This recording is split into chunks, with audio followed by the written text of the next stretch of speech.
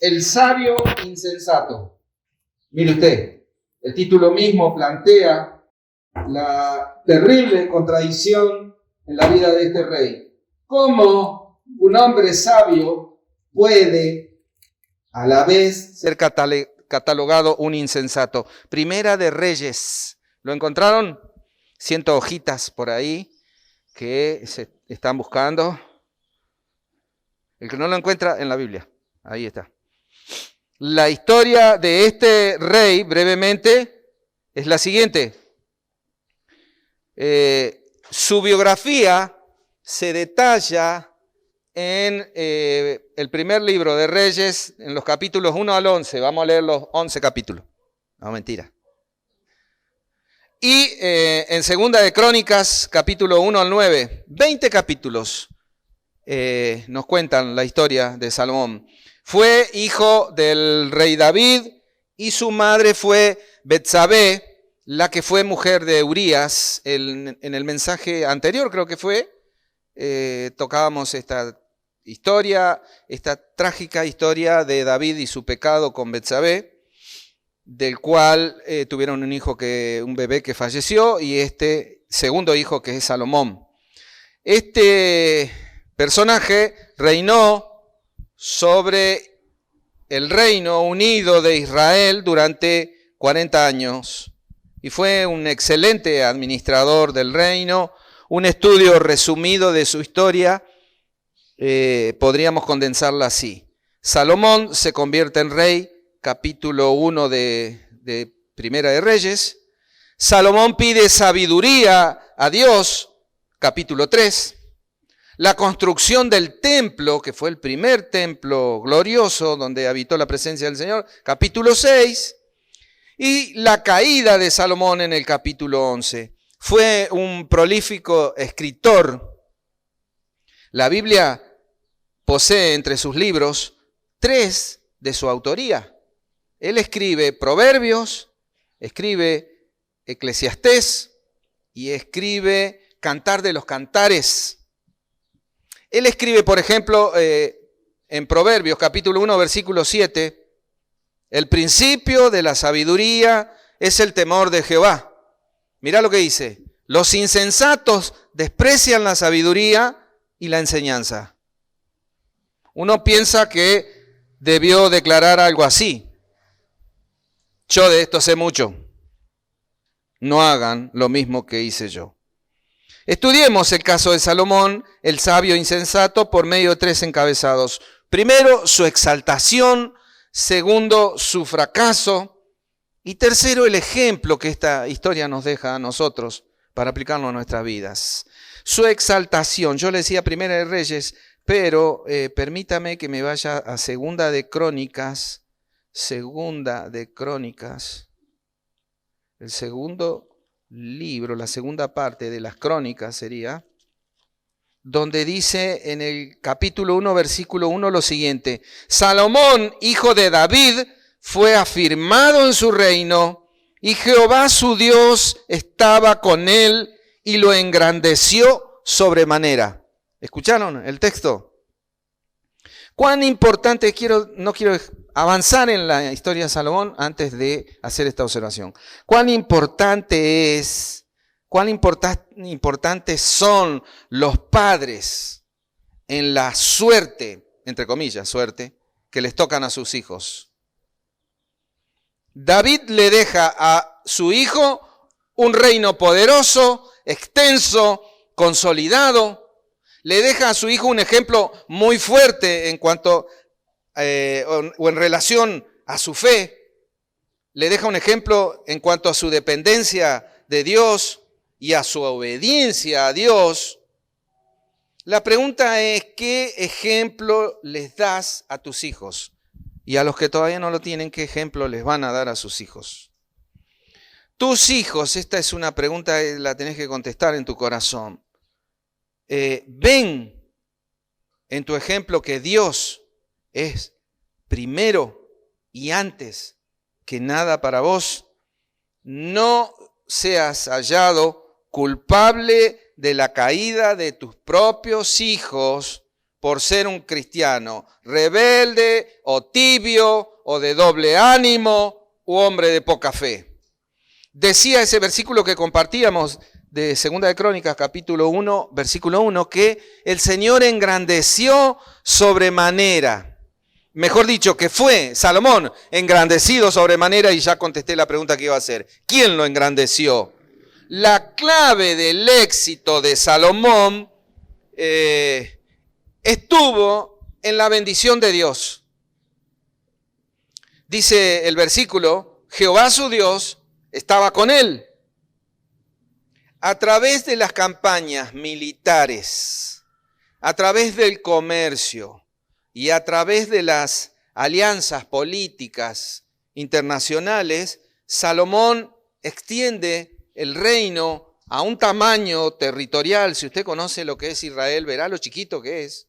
Pero él lo extiende a un tamaño territorial, al tamaño más grande que Israel tuvo durante toda su existencia. Nunca fue tan grande Israel como bajo el reinado de Salomón. Volviendo a Primera Reyes, capítulo 3, versículo 1, dice lo siguiente. Salomón hizo parentesco con Faraón, rey de Egipto, pues tomó a la hija de Faraón y la trajo a la ciudad de David, esto es Jerusalén, entre tanto que acababa de edificar su casa y la casa de Jehová y los muros de Jerusalén alrededor. Fíjense, dice el capítulo 4, versículo 21, lo siguiente. Y Salomón señoreaba sobre todos los reinos, desde el Éufrates hasta la tierra de los filisteos y el límite con Egipto, y traían presentes y sirvieron a Salomón todos los días que vivió. No se vaya, el versículo 22. Si usted lo tiene ahí, yo le voy a leer otra versión que seguramente usted no tiene, pero fíjense lo que dice la Biblia acerca de aquellos tiempos y de la gestión de Salomón. Dice el versículo 22 en la Biblia en lenguaje actual. La provisión de Salomón para un día era de 150 canastas de harina selecta y 300 canastas de harina gruesa. También 10 bueyes de los corrales de engordar, 20 reses alimentadas con pasto, 100 ovejas o cabras, además de ciervos, gacelas, corzos y aves de corral de primera calidad. Fíjense el esplendor del reino de Salomón. Ahora hay una cuestión, no quiero dejar pasar también esto por alto. Esa era la provisión de cada día. Comían bien, Lo digo a esto porque por ahí veo de personas creyentes que publican en sus estados de Facebook, en sus estados de WhatsApp, y te muestran una moto y dice la bendición del Señor. Como ven, la Biblia pone palabras exactas. Esto es provisión de Dios, es provisión. Dios provee para nuestras necesidades diarias. No le llama bendición. La bendición es siempre espiritual, dice Efesios capítulo 1, versículo 3. Bendito sea el Dios y Padre de nuestro Señor Jesucristo, que nos bendijo con, si usted leyera, no dice con motos, con autos, con alimentos, con novios, con trabajos, con celulares. Dice con toda bendición espiritual. Entendamos esto, hermanos. La bendición espiritual con la que el Señor nos bendice es con perdón, con reconciliación, con salvación, con la herencia en los cielos, con sabiduría, con restauración cuando hemos caído y necesitamos su favor. Esas son bendiciones. No las cosas. Las cosas son provisiones. Y dejemos de mirar tanto las cosas y veamos al Señor que nos la da.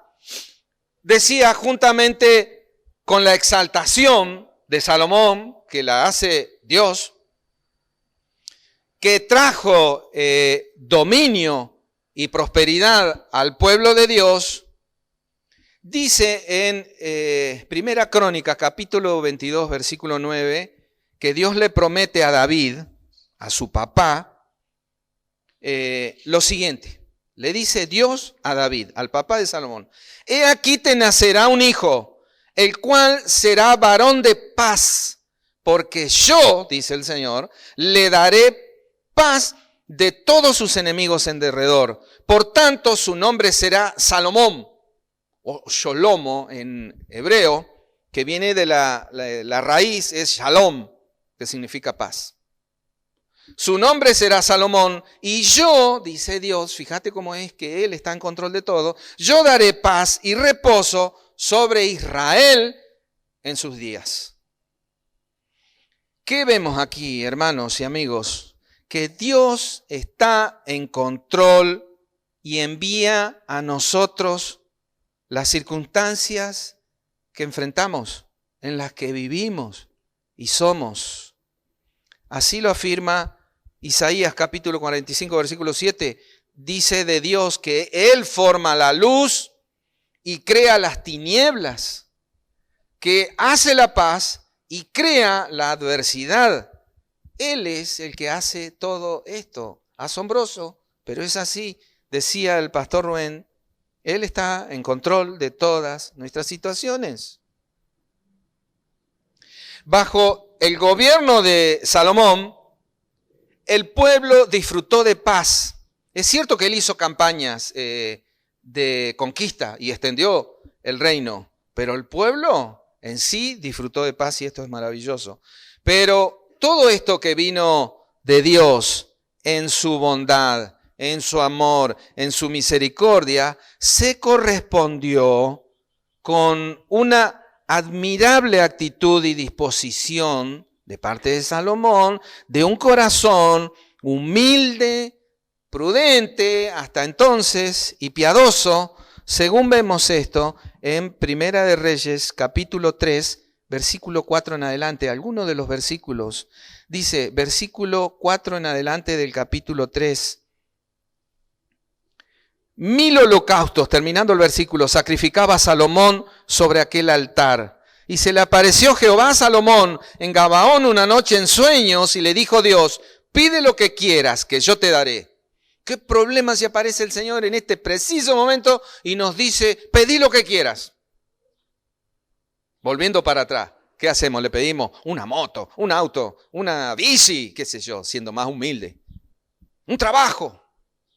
Bendiciones espirituales. Fíjense, dice, le contesta Salomón: tú hiciste gran misericordia a tu siervo David, mi padre, porque él anduvo delante de ti en verdad, en justicia y con rectitud de corazón para contigo, y tú le has reservado esta tu gran misericordia, en la que le diste hijo que se sentase en su trono, como sucede en este día. Ahora pues, Jehová Dios mío, tú me has puesto a mí, tu siervo, por rey en lugar de David mi padre, y yo soy joven, y no sé cómo entrar ni salir. Y tu siervo está en medio de tu pueblo al cual tú escogiste, un pueblo grande que no se puede contar ni numerar por su multitud. Da pues a tu siervo corazón entendido para juzgar a tu pueblo y para discernir entre lo bueno y lo malo, porque ¿quién podrá gobernar tu pueblo tan grande? Y agradó delante del Señor que Salomón pidiese esto. Y le dijo Dios: porque has demandado esto, y no pediste para ti muchos días, ni pediste para ti riquezas, ni pediste la vida de tus enemigos, sino que demandaste para ti inteligencia para oír juicio. He aquí, lo he hecho conforme a tus palabras. He aquí que te he dado corazón sabio y entendido, tanto que no ha habido antes de ti otro como tú, ni después de ti se levantará otro como tú. Y aún también te he dado las cosas que no pediste, riquezas y gloria, de tal manera que entre los reyes ninguno haya como tú en todos tus días. ¿Qué te parece el texto? Maravilloso, ¿verdad? ¿Qué destacar de todas estas impactantes palabras? Todos nosotros, todos los que estamos acá en esta tarde, necesitamos sabiduría y entendimiento espiritual. Por tanto, imitemos a Salomón.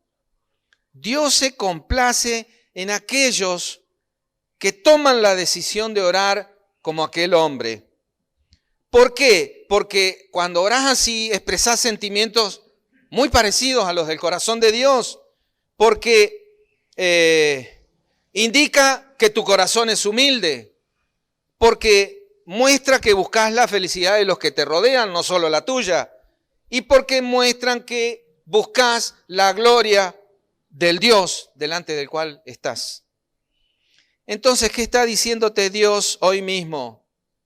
Orá sincera y humildemente de esta manera, te dice Dios, y yo te concederé un corazón sabio y entendido. Entendamos esto, Dios nos está diciendo esto en esta tarde. ¿Cómo obtener sabiduría? Leyendo libros en la biblioteca, yendo a la universidad, aprendiendo idiomas, geopolítica, qué sé yo. No, pídala a Dios. Ese es el método más simple.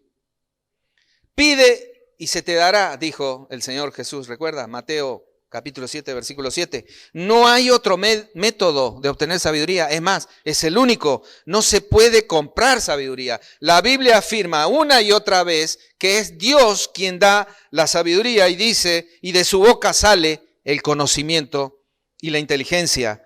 Ahora vemos a un rey humillado ante Dios, suplicando que Dios le conceda un corazón entendido para saber actuar.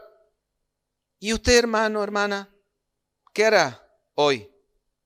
¿Seguirá descansando en su propia sabiduría o, puesto de rodillas, pedirá y aceptará el consejo del único y sabio Dios? Al principio hablamos de una desconcertante contradicción. ¿Puede un hombre, puede una mujer sabia actuar con insensatez? Sí. ¿O no vemos eso en la vida de los hermanos de la iglesia, de algunos hermanos de la iglesia? Creyentes que, conociendo la verdad, insisten en vivir en la oscuridad.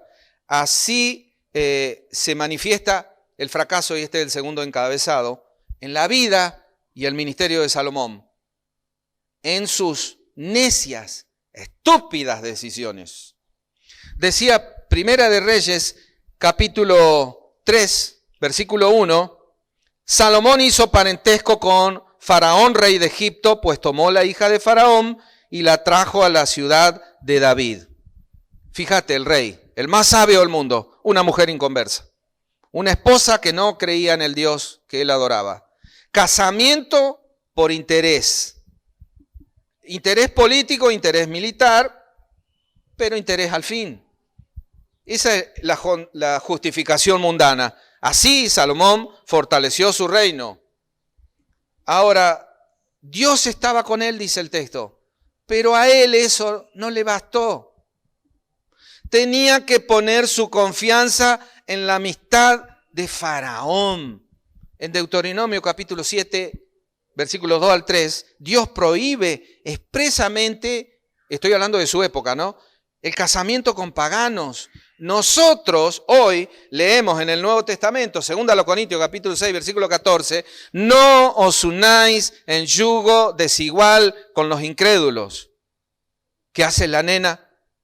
Busca un guachiturro. ¿Qué hace el nene? Busca una cualquiera. En el pasaje de Primera Reyes, capítulo 11, si usted quiere acompañarme en la lectura, tiene título mi Biblia, dice Apostasía de Salomón. En el pasaje del versículo 1 al 9, dice, entre otras cosas, voy a saltear, pero el rey Salomón amó, además de la hija de Faraón, a muchas mujeres extranjeras, a las de Moab, a las de Amón, a las de Edom, a las de Sidón y a las eteas, gente de las cuales Jehová había dicho a los hijos de Israel, no llegaréis a ellas, ni ellas se llegarán a vosotros, porque ciertamente harán inclinar vuestros corazones tras sus dioses. Dice el versículo 3, y tuvo 700 mujeres reinas y 300 concubinas, y sus mujeres desviaron su corazón. En resumen, ¿cuál fue o cómo se manifiesta su fracaso? Dice el versículo 9, léelo con tus ojos. Y se enojó Jehová contra Salomón por cuanto su corazón se había apartado de Jehová. Su corazón se había apartado de Jehová Dios. El pecado, la rebelión contra Dios siempre es mala. No importa quién la comete, si es el diácono, el anciano, el pastor, la sierva, el siervo, no importa. Pero cuando al pecado, a los ojos de Dios, lo comete uno que se llama cristiano, eso no hace más que agravar la maldad de su infracción y exige un castigo mayor que el de un ignorante. Que, por ejemplo, un padre se llame cristiano y permita inconductas en sus hijos, lamentablemente va a ser castigado con mayor severidad que en el mismo mal ejemplo se lo dé un padre inconverso. Dios le habló a Salomón, le prometió cosas que fueron fielmente cumplidas, le dio honores, riquezas y gloria. Dios nunca, jamás mereció el desamor, la rebeldía, la desobediencia y el desprecio que recibió. Dice el texto que amó a muchas mujeres extranjeras y ahí vemos adulterio, vemos malas influencias, un inconverso. Para aquel que todavía no se casó, sea mujer o hombre, si te involucras con un inconverso, no es probable que lo traigas a la salvación, es altísimamente probable que el inconverso te arrastre al mundo. Vemos adulterio, vemos mala influencia, vemos rebeldía, 700 reinas y 300 concubinas. Increíble. ¿Cómo se acordaba del nombre de todas? ¿Cómo conocería sus gustos? ¿Qué sabría de sus necesidades? ¿Qué sabría de sus miedos? Y lo que dice la Biblia es que las amó. Adoró a dioses paganos, dice el texto que hemos salteado, que está en los primeros 9 versículos. Astoret se llamaba una diosa del amor sensual, o sea, vinculado al sexo. A un dios que se llamaba Quemos, dios de la guerra, que exigía sacrificios humanos, o sea, un dios de la violencia y de los homicidios. Adoró Salomón a Moloc, un dios que exigía sacrificios de niños. Moloc era una especie de monstruo hecho en metal, hueco, adentro, que tenía los brazos así. Adentro era hueco y adentro hacían fuego. Lo calentaban los que lo adoraban al rojo vivo y en los brazos de Moloc ponían a sus hijos como sacrificio. Exigía sacrificios de niños y promovía el desorden y el desenfreno. Necio Salomón, ¿verdad? Mejor no hablemos de sexo en la iglesia, de pornografía, de adulterio, de fornicación, etcétera, etcétera, ni de violencia. Mejor no hablemos de odios, de rencores, de envidia, de ánimo de venganza, de desprecio a los hermanos, de desprecio a los líderes. Peor aún, no hablemos de niños ofrecidos al enemigo, cuando dejamos que nuestros niñitos anden por ahí, justo en territorio enemigo. Hagamos una especie de test rápido. ¿Cómo es la personalidad de un necio? Básicamente carnal e incorregible, pero ¿Tiene algo que decir la Biblia? Dice de los necios que no creen en Dios. ¿Puede un cristiano actuar como un necio? ¿Puede un cristiano no creer en Dios? Mirá lo que te estoy diciendo. Sí. Si no, no se entiende por qué, por ejemplo, si el Señor dice, velad y orad para que no caigas en tentación, ni oramos, ni velamos, ni estamos atentos y caemos. Dice el necio en su corazón, dice la Biblia, Salmo 53, versículo 1, no hay Dios. ¿Ves? Actúa como que Dios no existe. Como si Dios nunca fuera a cumplir sus amenazas. Un necio es deshonesto, violento, desobediente. Todo esto está en las definiciones que Salomón hace de los necios en su libro de Proverbios. Que desprecia la instrucción, que no acepta la disciplina, que habla idioteces, que es calumniador, que es burlista, que es divisivo, que es autosuficiente, que piensa que sabe todo. ¿Cómo pudo un hombre sabio, el más sabio de la tierra, caer tan estrepitosamente? Él escribe Eclesiastés capítulo 2, versículo 4. Te invito a que me acompañes con la lectura. Eclesiastés. Está difícil para mí con una sola manito.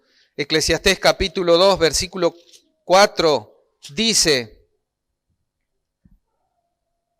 engrandecí mis obras, edifiqué para mi casa, planté para mí viñas, me hice huertos y jardines y todo, y planté en ellos árboles de todo fruto, me hice estanque de aguas para regar de ellos el bosque donde crecían los árboles, compré siervos y siervas, tuve siervos nacidos en casa, también tuve posesión grande de vacas y de ovejas, más que todos los que fueron antes de mí en Jerusalén, me amontoné también plata y oro y tesoros preciados de reyes y de provincias, me hice de cantores y cantoras, de los deleites de los hijos de los hombres y de toda clase de instrumentos de música, y fui engrandecido y aumentado más que todos los que fueron antes de mí en Jerusalén. A más de esto conservé conmigo mi sabiduría. Dice el versículo 11, miré yo luego todas las obras que habían hecho mis manos y el trabajo que tomé para hacerlas, y aquí todo era vanidad y aflicción de espíritu y sin provecho delante del sol. Dice en el versículo 2 del capítulo 1, vanidad de vanidades, dijo el predicador, vanidad de vanidades, todo es vanidad. Este es Salomón escribiendo esto. Salomón, esto es otra cuestión que quiero que entiendan, hermanos, llegó a estar deprimido. El que lo sabía todo, el consejero, el predicador, el líder, está pasando por la depresión, el desánimo, el vacío. ¿Qué pasó para que sucediera esto? ¿Lo dice la Biblia? Lo dijo el Señor, Primera Reyes, capítulo 11, versículo 9. Y se enojó Jehová contra Salomón por cuanto su corazón se había apartado de Jehová. Si Salomón, bendecido y engrandecido por Dios, pudo caer, ¿quién puede estar seguro de poder seguir en pie? Si él, que le sirvió durante muchos años y hasta le construyó un templo admirable en aquellos días, ¿usted cómo puede descuidar tan groseramente su relación con el Dios que le amó? Hermanos, ¿tienen ustedes vida espiritual? ¿Lee la Biblia a diario? Me contaba un líder hace poquito que se le ocurrió preguntar acerca de los devocionales que compartimos, de las meditaciones bíblicas. ¿Cuánto demoran las meditaciones bíblicas? Alguien que me diga en promedio, ¿cuánto demora? 2 minutos, 3 minutos. No lo habían escuchado. ¿Lee la Biblia? ¿Tiene tiempo de oración en su día? ¿Estudia? ¿Memoriza la palabra? ¿La medita? ¿Sirve al Señor en la iglesia? ¿Testifica de Jesús y de su evangelio? ¿Ofrenda regularmente? Y todo eso, todo junto y permanentemente, ¿lo hace? Si no es así, usted va camino al fracaso y tarde o temprano caerá por el suelo. Tercer encabezado, su ejemplo para nosotros. Hay un notable suceso y una importante visita que le llegó a Salomón en sus días. La reina de Saba visita al rey Salomón. Esta historia está en 2 Crónicas capítulo 9. Dice un versículo: oyendo la reina de Saba la fama de Salomón, vino a Jerusalén y quedó admirada del rey, dice el versículo 5. Verdad es lo que había oído en mi tierra de tus cosas y de tu sabiduría, le dice. Más acá en el tiempo, Jesús le recrimina a los religiosos que llenaban los templos. Mateo capítulo 12, versículo 42, le dice el Señor: la reina del sur se levantará en el juicio con esta generación y la condenará, porque ella vino desde los confines de la tierra para oír la sabiduría de Salomón, y en este lugar, dice Cristo y se señala a él, en este lugar hay alguien que es más que Salomón.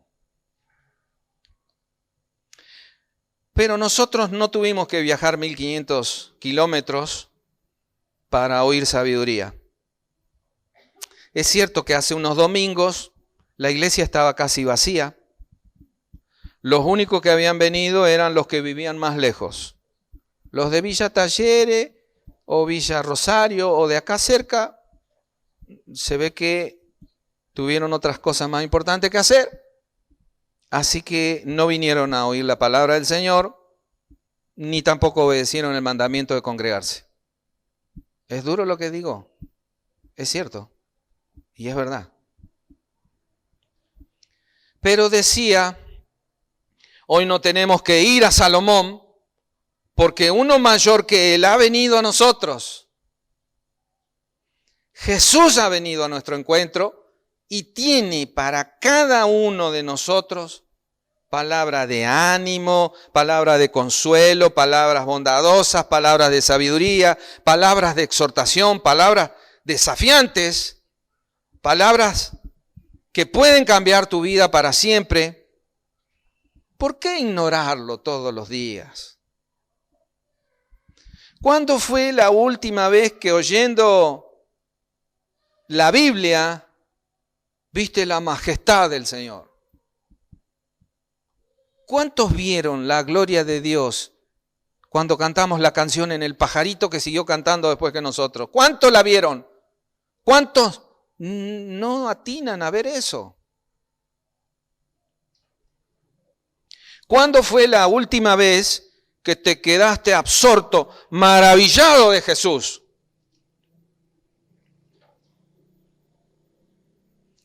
Yo quiero invitarte para que aquel que lo sienta y lo quiera hacer, lo pueda hacer en esta noche. Es un símbolo, nada más. Es una actitud simbólica que hacemos con el hecho de pararnos y pasar al frente. Una actitud que en realidad muestra lo que hay en el corazón, nada más. No está en pararse y venir adelante, sino está en la actitud del corazón. Pero yo quiero invitarte a ponerte de pie y a pasar adelante, a dejar, si es que fuera nuestro caso, al necio sentado en la silla y a venir al frente a Jesús, no a nosotros, por sabiduría, diciéndole al Señor: ya no voy a tomar ninguna mala decisión más, porque es cierto, uno mayor que Salomón está en medio nuestro. Debemos creerle a Él, confiados, entregarnos por completo a su tierno y poderoso cuidado. Ese que es mayor que Salomón, que quiere que lo veas porque quiere mostrarse a tu favor. Pero debes creer y confiar en Él. Que tu decisión sea, en esta tarde, en este mismo momento, voy a ir a Jesús. Voy a ir con mis cargas, voy a ir con mis luchas, voy a ir con mis miedos, voy a ir con mis angustias. Con mi enfermedad voy a ir a Él. Voy a ir a Él con mis pecados, porque sé que Él me recibirá y me hablará y me abrazará con el amor eterno con el que dice que me ama. Me dirá que soy suyo, que me ama, que me va a ayudar, que borrará mis dudas, que me restaurará a la vida abundante que me dijo y me prometió. Yo voy a estar dispuesto a ir a Él, a seguirle, a obedecerle. Eso voy a hacer y lo voy a hacer ahora mismo. Yo soy el primero que se para acá adelante. Rubén, vení a orar por nosotros. El que quiera ponerse de pie y venir conmigo al Señor puede hacerlo.